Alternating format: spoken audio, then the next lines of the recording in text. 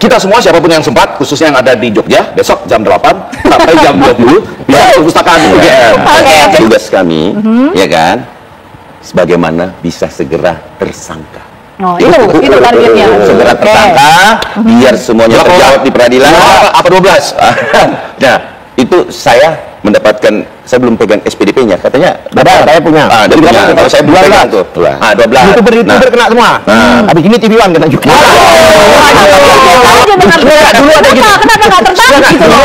Dulu ada ini ijazahku, mana ijazahku. Sudah ada yang posting-posting.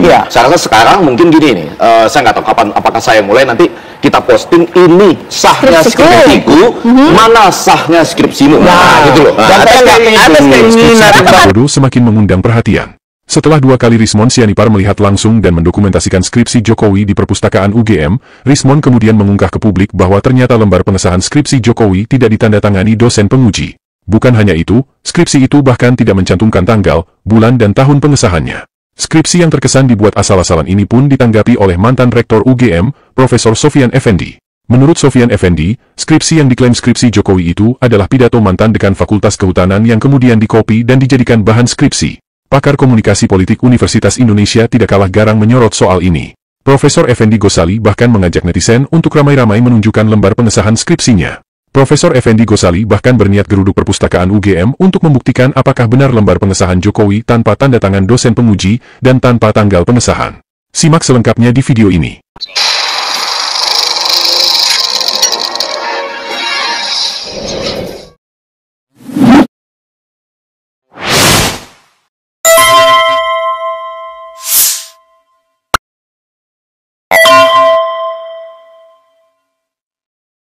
Antara narasi dan pembuktian ilmiah, ketika para pembela Jokowi hanya bersemangat memenjarakan orang yang mempertanyakan ijazah Jokowi, para guru besar dan akademisi justru mengulik hal yang logis dan ilmiah di kasus ijazah Jokowi untuk didiskusikan di ruang publik. Baik di berbagai kampus itu termasuk UGM. Juga ini masalah bisa terjadi di mana-mana lah, universitas lain juga bisa, ya ada dokter dan sebagainya. Yang kedua, yang mau saya katakan, harusnya lagi-lagi masalah ini diselesaikan dengan penuh kegembiraan. Saya kalau dipanggil televisi manapun soal ini, saya penuh senyum dan mengingat kalau ada wisuda,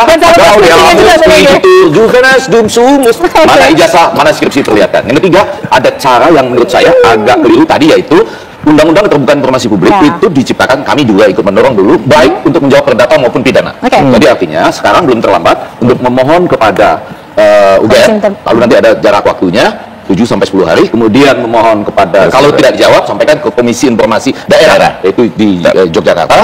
Sesudah itu bersidang di Komisi Informasi Pusat, sehingga bisa diberikan jawaban. Ini harus diperlihatkan kepada publik, karena pernah dipakai pada waktu pengajuan pilkada. Dan tidak ditunjukkan. Nah itu, sehingga dengan demikian harus diperlihatkan. Nggak bisa lagi orang mengatakan, saya kalau perintah pengadilan aja, baru saya perlihatkan. Nggak bisa. Nah itu, yang mau saya katakan terakhir itu adalah begini. Yang menjadi menarik adalah kalau ini sebelum adanya perintah dari Komisi Informasi Pusat nanti misalnya, itu kalau ijazah mungkin orang bisa bilang, ngapain lihat-lihat misalnya, ya, katakanlah demikian. Tapi kalau skripsi enggak. Karena dalam konteks ilmu di suatu kampus, dia menjadi bahan pembelajaran. Ada signifikansi empirik dan signifikansi teoretik yang dipelajari tidak hanya oleh orang di kampus itu, tetapi oleh orang-orang di kampus-kampus lain. Bahkan sekarang sudah gampang dilihat secara online. Dan tadi Abang Dakita mengatakan, besok mulai hari Senin Anda bisa lihat ke UGM ya. Maksud saya begini, harusnya ada ya? Harusnya ada. Jadi kalau di perpustakaan UGM besok lihat, kemudian kita bisa lihat seperti yang saya punya. Ini kita rame-rame ke Jogja berarti nih. Ya, boleh. Kita lihat, ada di Dewan. Tanda persetujuannya ditandatangani oleh pembimbing 1 tanggal berapa, pembimbing 2 kalau 2 pembimbingnya, dan ketua jurusan tanggal berapa. Nah, dengan itu ada, mungkin salah satu persoalannya sudah selesai. Ya, sebelum nanti sampai ke soal. Tapi kalau ini nggak ada, artinya nggak ada di perpustakaan aja, entah ada di mana. Kemudian tanggalnya juga nggak lengkap, cuma ditulis tahun. Lalu masalah loh, orang ujian skripsi dari 1 Januari sampai 31 Desember. Fontnya juga beda. Saya nggak sampai ke font lah. Gitu ya.